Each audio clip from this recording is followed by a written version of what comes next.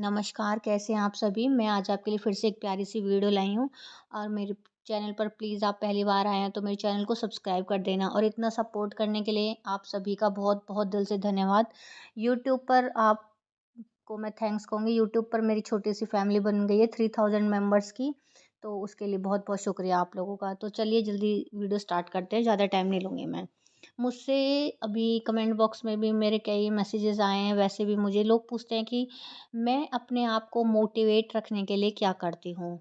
तो उन्होंने कहा अपना रूटीन शेयर कीजिए या फिर कुछ ऐसा हमें बताइए कि जिससे हम अपने आप को मोटिवेट रख सकें। तो मैं ज़्यादा कुछ नहीं करती, मैं अपने आप को मोटिवेट रखने के लिए आपने एक कहावत सुनी है कि जब कोई आपको हराने के लिए लोग मेहनत करना छोड़ दें और परिश्रम करना छोड़ दें और वो आपके रास्ते का रोड़ा बनने के लिए कोई षड्यंत्र करने लगें, आपको वापस खींचने के लिए सक्सेस नहीं के में आपकी में अड़ंगे अड़ाने लग जाएं, तो इस बात से ये साबित हो जाता है कि आप सही रास्ते पर हो, आप सक्सेस की तरफ जा रहे हो।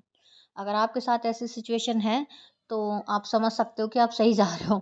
तो एट लीस्ट मेरे साथ भी कुछ ऐसा ही चल रहा है, तो मैं बिल्कुल सही जा रही हूँ, जहाँ तक मुझे लग रहा है।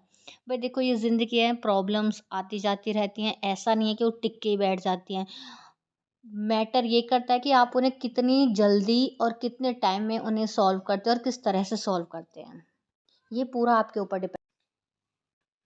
दूसरा, मैंने कभी इन बातों पे बहुत कम ही फ़ोकस किया कि लोग क्या कहेंगे, मैं ये कर रही हूँ, मैं वो कर रही हूँ, लोग ये कर रहे हैं, 4 लोग क्या कहेंगे। मैंने कभी इन अदर साइड बातों पे ध्यान ही नहीं दिया, क्योंकि मेरे पास कभी इतना टाइम रहता ही नहीं है कि मैं इन सब बातों पर ध्यान लगाऊँ, बैठूँ, सोचूँ कौन क्या कह रहा है, कौन क्या कर रहा है।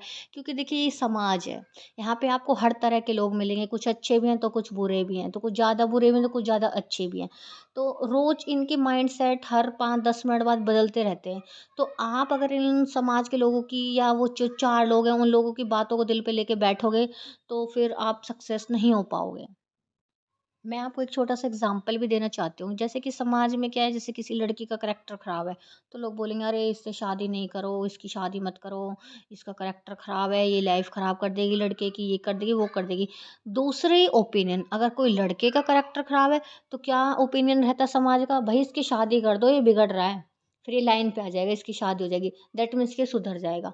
तो मतलब लड़का और लड़की के लिए इतने ज़्यादा ओपिनियंस चेंज हो गए सेम सिचुएशन में, तो इसीलिए समाज की बातों पर ज़्यादा गौर करना भी बेकार है। उतना सुनिए जितने की ज़रूरत है। मैं ये नहीं कह रही कि टोटली सुनो ही मत सुनो, जितना ज़रूरी है सिर्फ़ उतना सुनो। और फिर ऐसे दोहरे लोगों की सोच के बारे में तो क्या ही ओपिनियन देना, तो ऐसे लोगों के बारे में सोचकर अपना टाइम वेस्ट करना मुझे बहुत बड़ी बेवकूफ़ी लगती है। और हकीकत है ये कि जितना कम आप दूसरों के बारे में सोचोगे, उतना ही आप सुखी रहोगे, और जितना आप दूसरों के बारे में मतलब सोच-सोच के ओवरथिंकिंग करोगे, तो उससे आप शरीर से भी जाओगे, मेंटली वीक हो जाओगे, डिप्रेशन का शिकार हो जाओगे। क्योंकि भगवान ने टाइम आपको दिया है, आपका टाइम अपने हिसाब से यूटिलाइज़ करो, किसको कितना देना है, कहाँ पे स्पेंड करना है। आपका टाइम अपनी ज़िम्मेदारियाँ अच्छे से निभाओ। कोई आपने एम लिया है तो उस एम पर फ़ोकस करो। दूसरों से इधर-उधर की गप्पे-शप्पे मारने से तो बेटर है अपने एम पर फ़ोकस करो। एक ये किसी की होड़ मत करो, होड़ में कुछ नहीं रखा, वो इतना पढ़ रहा है तो मैं भी इतना पढ़ूँगा। जितनी आपकी कैपेबिलिटी है, जितना आपका दिल करे आप उतना कीजिए। कोई भी काम करो दिल से करो, नहीं मन मत करो, नहीं पढ़ने का मन है मत पढ़ो, कल पढ़ लेना, नेक्स्ट डे पढ़ लेना।